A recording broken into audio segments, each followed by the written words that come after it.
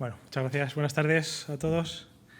Empezamos la ponencia de la tarde, la primera ponencia, quizás sea un poco la más dura por el horario que es y porque lleváis todo el día ya de charlas.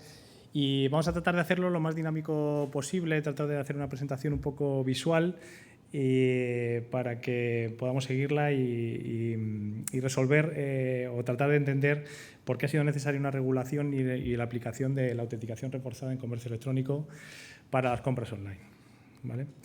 Para ello, he puesto una primera presentación en la que vamos a una primera parte de la presentación en la que vamos a comparar ambos mundos, el mundo presencial y el mundo no presencial o e-commerce, las compras online, donde hemos visto y todos hemos experimentado, justo después también de la pandemia, en que ambas líneas pues están muy difuminadas y que los pagos online pues han invadido nuestras vidas de forma permanente porque han venido para quedarse. Entrando de lleno en ambas vertientes, pues vemos en el mundo presencial cómo los compradores, al final, es una venta presencial en el que conoces al cliente y tiene escaso ratio de fraude, con lo cual pues hay una sensación de seguridad muy, muy grande. Sin embargo, nos vamos al mundo de Internet y al final el cliente no lo tienes delante y es necesario cuidar y vigilar mucho los ratios de fraude que han ido aumentando de forma exponencial durante los últimos años.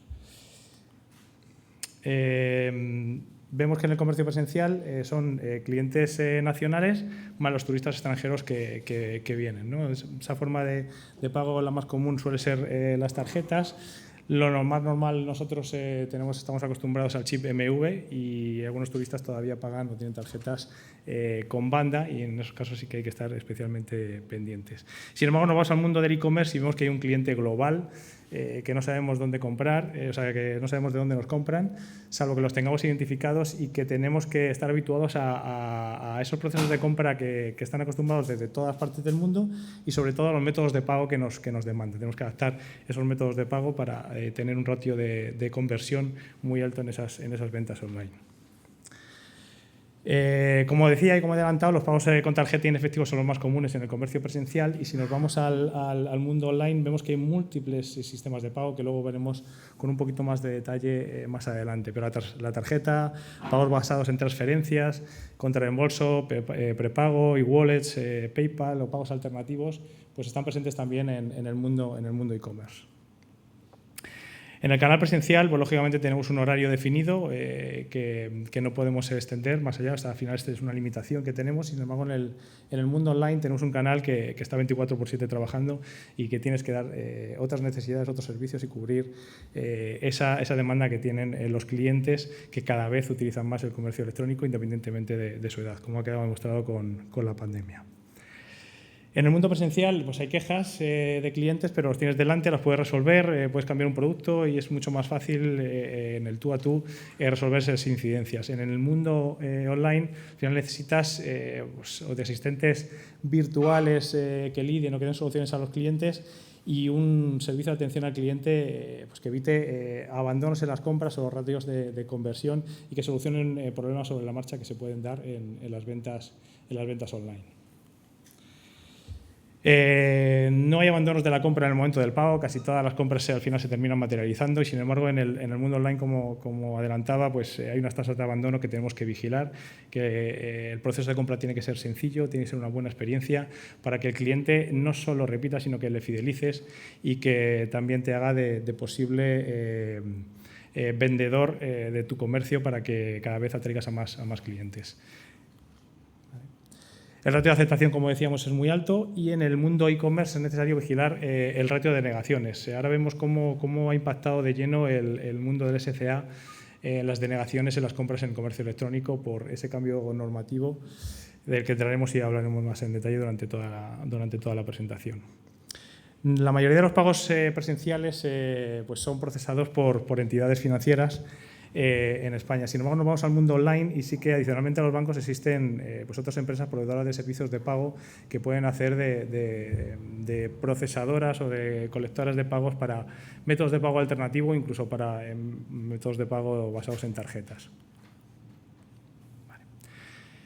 Entrando ya en el mundo de lleno online, vemos que la gran variedad de métodos de pago que hay existentes en el mercado, ¿no? El más conocido, más extendido, más habitual y que todo el mundo hemos utilizado son las tarjetas bancarias, a los que le ha afectado de lleno la autenticación reforzada de clientes. Pero vemos que en otros países, por ejemplo, como en Alemania, el Direct Debit, que es métodos de pago basados en transferencias, es un pago muy extendido. También en otros países como Holanda, el iDeal, pues tiene también una importante cuota de mercado. Aquí vemos como Bizum ha sido un caso de éxito muy rotundo y que cada vez va ganando más cuota de mercado, no solo en el pago entre particulares, sino también en comercio electrónico. Pero hay otros métodos de pago también basados en transferencias como Trustly, Software Banking o SafetyPay, etcétera, que aquí en España tampoco han tenido mucho éxito, pero bueno, tienen su cuota de mercado. También existen los e-wallets virtuales, el Click to Pay, Visa y Mastercard, que están a punto de lanzar, que facilita hacer de wallet para poder pagar de forma muy fácil y de forma muy amigable en ese proceso de checkout, o el ya conocido PayPal. Pero en otros mercados también también existe el dinero electrónico y en otros mercados, sobre todo en Latinoamérica, está el cash o talones o el boleto bancario. Y también en otros mercados hay casos de éxito como M-Pesa, que son métodos de pago basados en operadores de telefonía y que también tienen su presencia y demás. Y algo significativo es WeChat Pay, que procesa más del 90% de los pagos en Asia y que es el rey de los pagos. La verdad es que no solo hace pagos, sino que también hace otro tipo de cosas. Pero la verdad es que su éxito y cómo ha llegado al mercado, no solo para clientes de China, sino para otros clientes extranjeros, pues ha facilitado las compras y los pagos, haciéndolos de esa experiencia muy fácil y rápida. Para comprender un poco la necesidad de regulación y cómo el mercado del e-commerce ha llegado a este punto, pues todos sabemos, ¿no?, del constante crecimiento que tienen las ventas del comercio electrónico.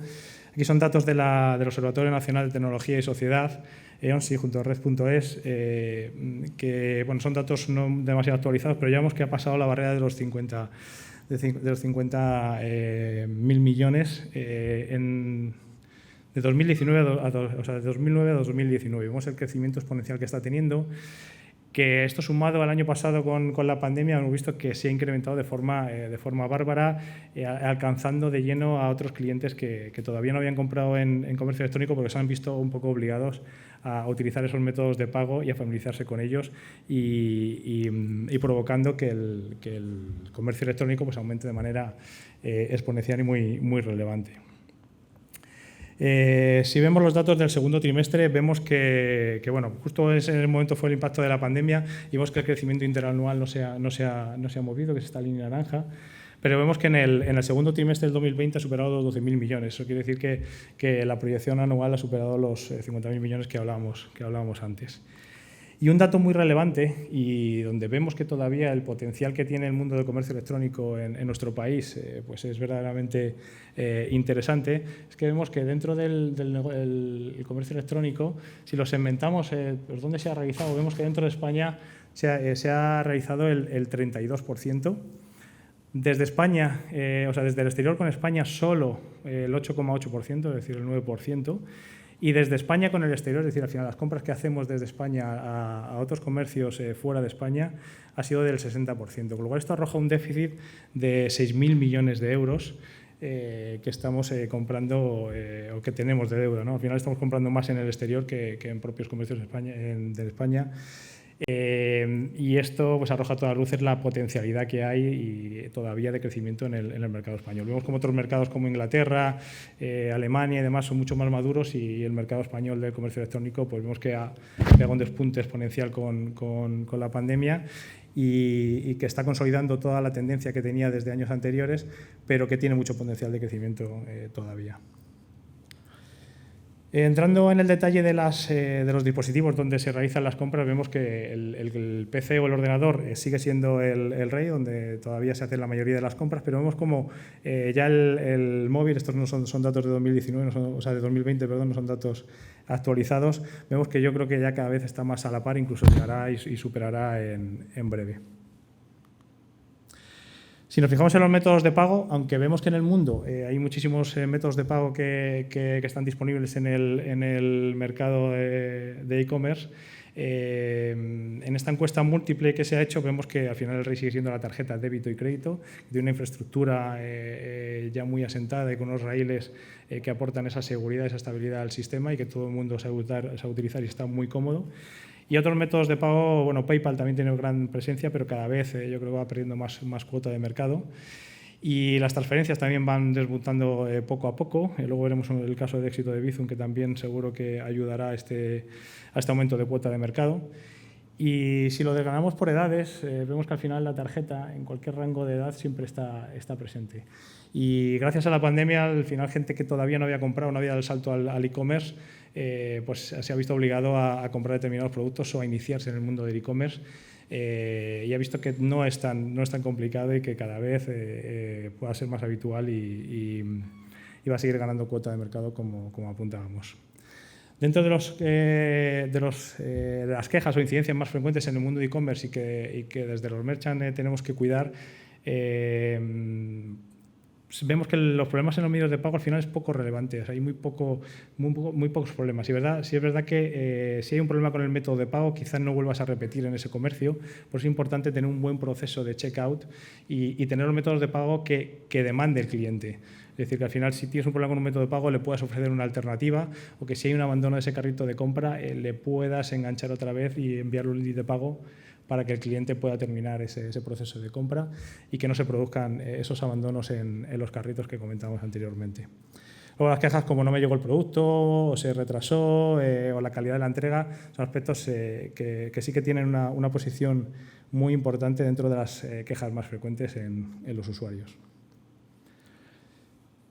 Dentro de la encuesta también que hizo la ONSI para este estudio, vemos que la sencillez en el proceso de la compra que apuntábamos antes, la variedad de productos y servicios y sobre todo también la calidad en la entrega de productos, es un buen servicio de compra. Vemos todos como Amazon al final en tiempo récord es capaz de proveerte de los productos y servicios para que tú disfrutes de ellos pues horas después de la compra, pues es muy importante que la gente valora de forma muy satisfactoria. Y vemos que también la seguridad en los pagos es algo también que la gente valora como aceptable y que también es importante dentro del proceso de compra en el e-commerce. Como conclusiones de esta comparativa que hemos hecho entre el mundo presencial y el mundo online, donde esa línea está cada vez más difuminada y que lo apunto ahí entre las conclusiones, vemos que es necesario vigilar los ratios de fraude, disponer de un buen servicio de atención al cliente, vigilar los ratios de conversión y las tasas de abandono, que luego entraremos más en detalle en el impacto que ha tenido la SCA. Buena experiencia de compra y un buen proceso de checkout y adaptar los métodos de pago a las necesidades de los clientes y que el proceso de compra sea sencillo. Esas son quizás las conclusiones que podemos arrojar después de esta comparativa en ambos mundos, ¿no? Y vemos que como esa línea del mundo presencial e-commerce, pues al final es muy delgada y prácticamente transparente. Ahora echamos gasolina y podemos pagar en e-commerce, podemos consumir servicios o el parquímetro o taxis y podemos pagar de forma no presencial, pero estando presente en el momento del consumo del producto o servicio, ¿no? Y eso es muy importante porque no pone barreras al mundo del e-commerce y a su potencial crecimiento, ¿no? Y por eso quizá es el momento de igualar un poco la seguridad del mundo presencial en el mundo virtual, ¿no? Todos estamos acostumbrados a introducir la tarjeta en un TPV o ponerla o acercarla y a partir de cierto importe, que ha sido subido hasta 50 € por la pandemia, pues introducir tu PIN personal. Es una clave que solo conoces tú y que verifica que eres el titular legítimo de esa tarjeta, ¿no? Pues algo similar supone la nueva regulación para las compras con tarjeta en el mundo online, ¿no?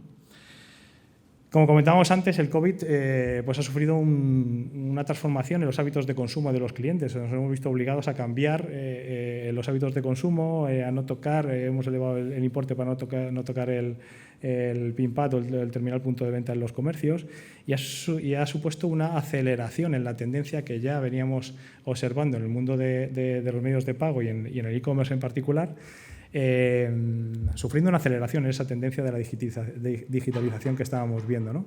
Una de las cosas muy importantes que ha surgido durante esta pandemia ha sido la necesidad de los comercios de llegar a sus clientes. Al final sus clientes no se desplazaban a las tiendas y ellos tenían que seguir vendiendo. Entonces se ha puesto muy en auge los links de pago.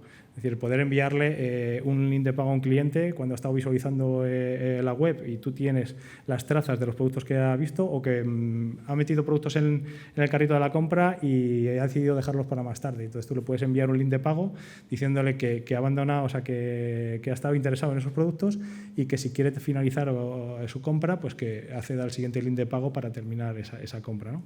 Un producto muy sencillo que al final permite que el cliente reciba un correo electrónico o un SMS y lo vemos más en detalle aquí, para que al final, con un solo clic, le levante el TPV virtual para poder introducir sus datos de pago y autenticar o autorizar esa compra, ¿no?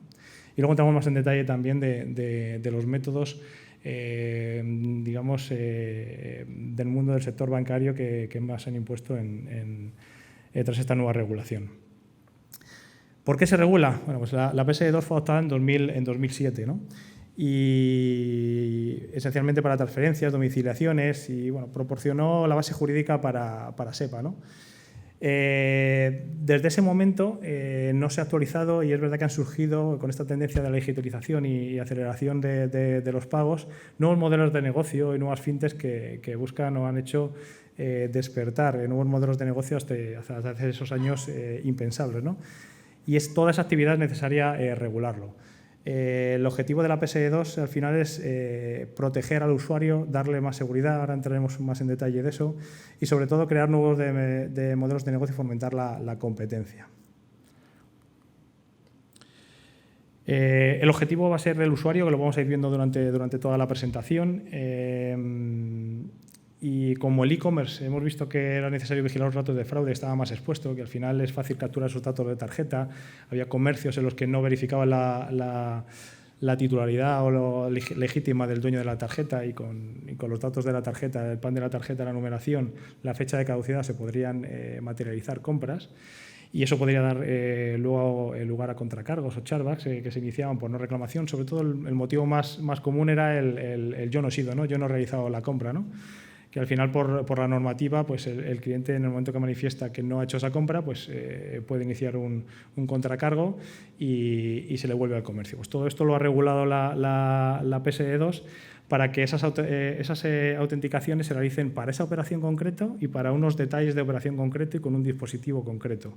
Para eso los enlaces dinámicos se han creado para finalizar y garantizar esa confidencialidad de esa compra, que es única y para ese titular. Entonces, al final el resumen es lo que ves, es lo que firmas, ¿no? lo que validas. Antes de la regulación, pues los datos los manejaba mi entidad bancaria y yo no era dueño de mis datos como usuario. Al final la relación era bidireccional entre mi entidad y yo. Y ahora, a través de la nueva regulación, pues ha surgido la posibilidad de que las entidades financieras o otros terceros con licencia para poder actuar puedan agregar todos esos datos en otras aplicaciones de terceros. Y al final proporcionar un mundo de servicios rodeados de esta nueva oportunidad que brinda la PSD2. Por eso al final uno de los objetivos era la innovación y la competencia, homogeneizar la Unión Europea a nivel regulatorio y, como no, lo que hemos comentado antes, dar más protección al usuario y más seguridad en los pagos para igualar la parte presencial y la parte virtual. ¿Vale? Para eso, y ya llegamos al punto del tema de la presentación, es necesaria la autenticación reforzada de clientes o SCA por sus siglas en inglés, Strong Customer Authentication. ¿Vale? Entonces, ¿qué significa esto para las compras con tarjeta en comercio online? Que ahora es necesario introducir dos factores. Todos estábamos acostumbrados a comprar en comercio electrónico y simplemente introducir un código que te enviaban al teléfono para autenticar esa compra y con ese código ya autenticabas la operación. Dices que tú has realizado la operación. Ahora los factores cambian y hay que aplicar en cada compra dos de los tres factores siguientes. Algo que sabes, o sea, algo que tú conoces, una contraseña, ya sea el PIN, un código de seguridad, una clave de firma, algo que tengas con tu entidad bancaria y que solo tú conozcas. Algo que eres, o sea, y ahí entra en juego algo que está en auge y que va a marcar la tendencia futura, que es la biometría. Todo lo llevamos en el bolsillo, o un porcentaje muy grande de la población al final lleva un dispositivo con capacidad biométrica que permite que tú autorices un pago teniendo la certeza de que solo tú puedes hacerlo, ¿no? Ahí vemos todos los métodos de pago de cada una de las tipologías que la Autoridad Bancaria Europea, la EBA, ha autorizado, ¿vale? Y luego, otro es algo que tienes. Ya la OTP es una clave que se envía al teléfono y que ya no es válida como factor de algo que sabes, es un factor de posesión porque al final está en tu teléfono. Entonces, por eso no nos vale la tarjeta y la clave que nos enviaban al teléfono. Ya no es un método de pago válido para ser PSD2 compliance, ¿vale? Entonces, siempre en todas las transacciones hay que aplicar 2 de estos 3 métodos, ¿vale? Con algunas excepciones que iremos viendo. Por ejemplo, los pagos Moto, los pagos mail order, telephone order, pues, por ejemplo, muy típicos en hoteles, floristerías y en algunos sectores de actividad, pues esos están exentos. Las operaciones recurrentes, siempre que la primera sea autenticada y siempre que se indiquen de una determinada casuística, como son las MIT. No voy a entrar mucho en detalles técnicos, que no sé si Alejandro esta mañana ha entrado más en eso. Pero hay que catalogarlas como COF, Credential on File, para que esa operación pueda estar exenta de aplicarse esa norma, ¿no? Bueno. Entrando de lleno en el momento de la aplicación, la PSD2 entró en vigor el 14 de septiembre de 2019, pero la parte del comercio electrónico, precisamente por el impacto que tenía en clientes y en el negocio, pues ha sufrido una moratoria. Una moratoria que si bien ha venido más o menos regulada por la EBA, no todos los países la han aplicado con el mismo criterio y de forma homogénea. Si vamos al caso de España, pues la normativa entró en vigor el 31 de diciembre, es decir, el 1 de enero, ya todos los pagos que entran dentro de la SCA tendrían que ser autenticados con 2 de los 3 factores. Para ello, todas las entidades bancarias, los comercios, entidades de pago, adquirentes, han tenido que adaptarse. Para las entidades bancarias, la verdad es que estamos muy acostumbrados a la normativa, porque cada 2 por 3 al final tenemos que ir adaptándonos y ha sido una más. Y si bien es cierto que por el impacto que ha tenido en comercios y en el sector, pues ha costado un poquito. Hemos tenido que ir reportando al Banco de España de forma periódica cómo nos adaptamos y cómo se adaptaban nuestros comercios, porque al final la parte emisora, para estos señores de Mastercard y Visa, pues han desarrollado unos protocolos de comunicación que permiten pues garantizar que se cumplen en los parámetros de la autenticación reforzada y que tanto emisor de la tarjeta como el adquirente y procesador pues se adapten y hablan el mismo lenguaje para que se garantice que esa operación la ha hecho esa persona y a través de un dispositivo concreto.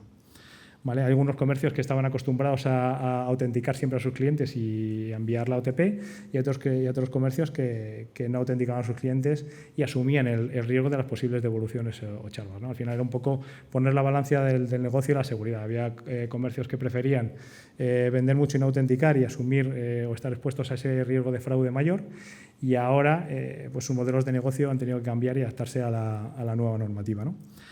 Y una de las conclusiones o de unas cosas positivas que vislumbra esta nueva normativa es que el usuario está en el centro de la PSD2, se le intenta proteger y proteger sus datos, y yo creo que es la primera vez en la historia que participa de forma más activa en cómo van a ser los métodos de pago que van a dominar en el futuro, ¿no?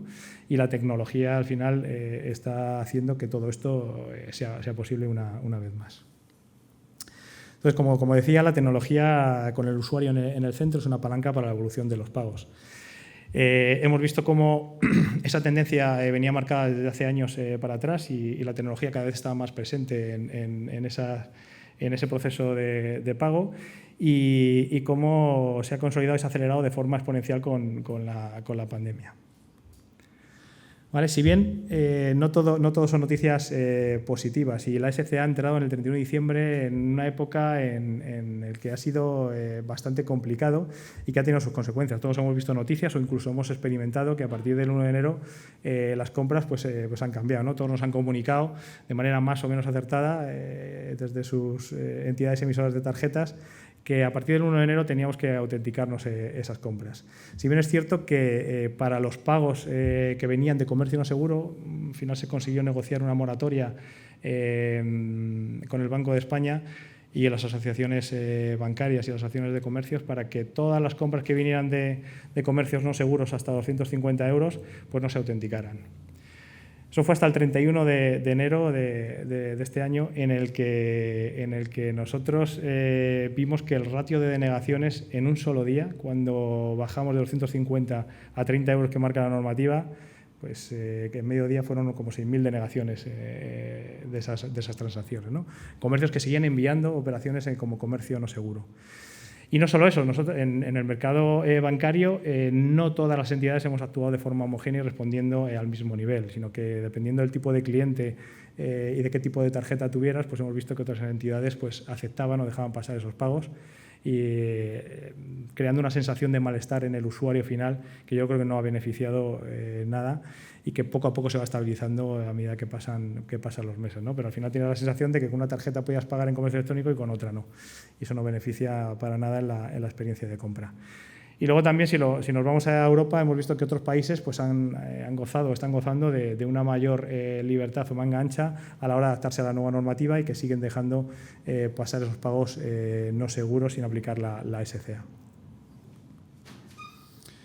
¿Qué métodos de pago hemos instaurado desde el sector bancario a nivel nacional y en el resto de Europa? Pues al final lo que hemos dicho, todo va al dispositivo. La biometría, la tecnología hace capaz que podamos autorizar esos pagos y para eso se ha creado un método principal que se llama Auto-Ban o autenticación por biometría. Luego cantidad hay variantes en función de lo que aplican, pero básicamente es que cuando tú autorizas un pago en comercio electrónico, sea que lo inicias en el móvil o lo inicias en un PC, te levanta una notificación push el teléfono y tienes que autorizar esa compra y validarla con la biometría, ya sea con el reconocimiento de cara o reconocimiento de huella.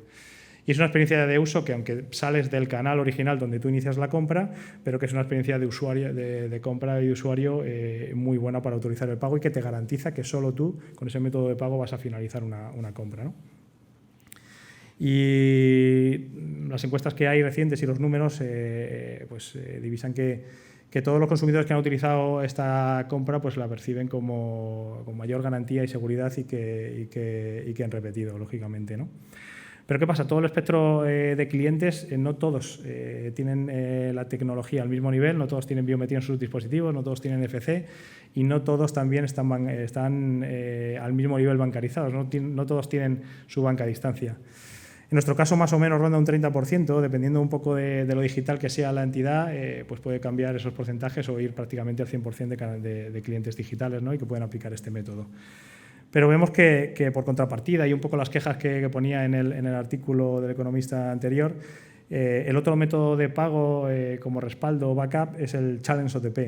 Tú cuando lo ves y dices un método de pago que es un challenge, es un reto, dice, pues al final piensas en una montaña, ¿no? O en una carrera, un ultra trail, como hemos comentado antes, en el que tú te expones y quieres conseguir pagar, ¿no? Un método de pago no puede ser un reto.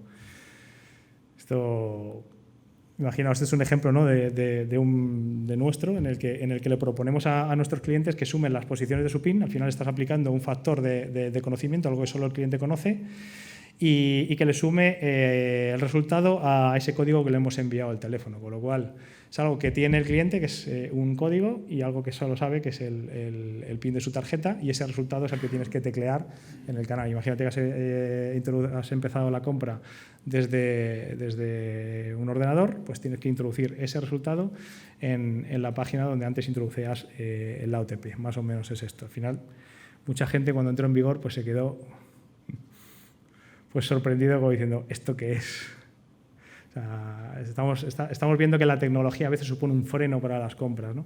Hemos hablado de esos ratios de denegación que se disparaban cuando bajamos al estándar normativo de 30 euros, que todo por encima de 30 euros de comercio no seguro teníamos que denegar, y como las quejas de los clientes se multiplicaban, ¿no? Y cuando estás expuesto a este método, vemos que el ratio de conversión, pues, o ratios de denegaciones se acercan al 30% del total de las compras, cuando por biometría, pues, el 100% de las compras que se lanzan acaban autorizándose, o el 97%, ¿no? Puede haber casos en los que el cliente no finaliza la compra, pero por un factor que nada tiene que ver con el pago y que le impide en ese momento realizar la compra, pero no por el método de pago en sí. Entonces vemos ambas versiones, ¿no? La parte fácil y biometría de tecnología, que hemos visto que el cliente se adecúa fácil, y otro lo que supone una barrera a nivel tecnológico para los clientes que no están a ese mismo nivel, ¿no?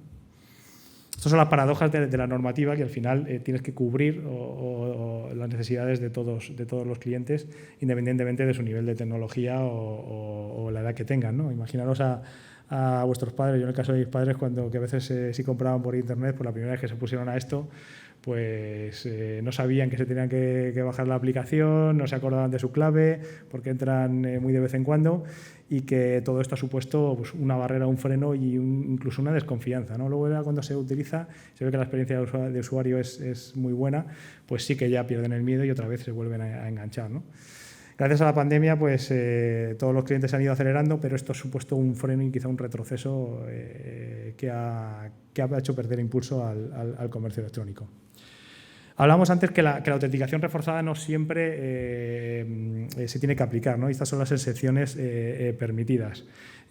Nosotros, como titulares o como usuarios, podemos marcar en qué comercios, podremos marcar, porque todavía no se ha desarrollado, a qué comercios como de confianza, para que no se aplique cuando compren ese comercio la autenticación reforzada y que el proceso de compra sea con menos fricción. Las operaciones remotas de menos de 30 euros y hasta 5 transacciones seguidas o importe acumulado de 100 euros tampoco van a ser necesarios que se autentiquen. Igual que las operaciones frecuentes iniciadas por el titular al mismo beneficiario y por el mismo importe, tampoco van a ser necesarias. O incluso si la transacción también hay un análisis de riesgo que realiza el comercio y que pasa al emisor con operaciones hasta 500 euros y siempre y cuando la entidad emisora de la tarjeta cumpla unos determinados niveles de fraude que tenemos que reportar al Banco de España, ¿no? Y en ese sentido, pues bueno, puede haber exenciones y que a medida que se van utilizando, pues nos iremos familiarizando, iremos notando que esas conversiones pues, no quedan afectadas por la nueva normativa. Otros casos de éxito y que todos conocemos es Bizum, que ya lo conocíamos como método de pago para particulares y que ya tiene un volumen de clientes que ha superado los 10 millones ya hace tiempo y que cada vez es más frecuente en nuestras vidas y que todas las entidades tienen. Pues cada vez tiene más demanda y más impacto en el comercio electrónico y muchos comercios electrónicos también están demandando este método de pago que está basado en transferencias. Al final va a tener una experiencia de usuario, tiene también dos métodos de pago. Y uno de ellos es el que pongo aquí, que es el Request to Pay, que precisamente poniendo tu teléfono y dándole a continuar en la compra, ya detectamos a ese cliente y le levantamos una notificación en el dispositivo para que a través de biometría o a través de una clave de firma, lo que cada entidad emisora tenga dispuesto con el cliente, pues autorice o autentique esa compra para autorizarla, ¿no? Va a ser una experiencia muy similar a la biometría.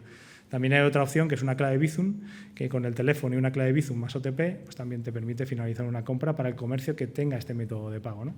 Y volvemos a lo mismo de antes. Al final los comercios se tienen que adaptar. Si cada vez más consumidores están demandando este tipo de método de pago, pues es fundamental de que aparte de la tarjeta o incluso transferencias si lo tienes, pues que metas Bizum como método de pago, si tienes PayPal y demás, ¿no? Y como conclusiones, pues me voy a remitir al Payment Innovation Hub de 2020, el informe de tendencias e innovación de medios de pago de 2020, que os recomiendo que leáis, porque se concluye de forma muy rápida qué ha supuesto esta tendencia en la aceleración y digitalización de los métodos de pago y cuáles han sido los factores clave que están interviniendo y que hacen que todo esto se haya acelerado, ¿no?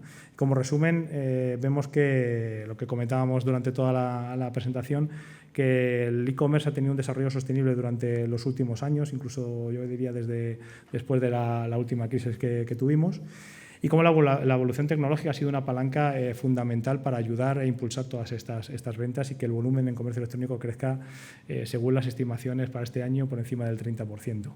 Ya vamos a ver en cuánto se queda, pero durante estos últimos años hemos visto que de forma sostenida ha crecido por encima del 20%. También, como hemos apuntado antes, es un mercado poco maduro, no como, por ejemplo, Inglaterra, que el mercado, o sea, el crecimiento al final sigue siendo un 11, 10%, 12% anual, ¿no? El pago vemos que, como hemos dicho, gracias a la tecnología pues adquiere un valor único dentro de la experiencia de compra y como la pandemia también ha acelerado la adopción de la tecnología contactless y la compra online, ¿no? Luego también el sandbox acelerará el proceso de disrupción del sector y cada vez es más frecuente y es más común la colaboración entre entidades bancarias que al final tienen la potencialidad de clientes y la posibilidad de comunicar y aceptar con grandes fintech las big techs y las fintech, que cada vez hay más modelos de negocio y que pueden llegar mucho más rápido y de forma mucho más certera a esos modelos de negocio con el cliente por su agilidad para adaptarse y sus nuevos modelos disruptivos para poder ayudar y fomentar estos modelos de negocio con entidades que sin ninguna duda va a beneficiar al usuario, que es el gran beneficiario o beneficiado de esta regulación normativa y de la autenticación reforzada, que hemos visto que tenía algún pero. Bueno, muchas gracias. Si tenéis alguna duda.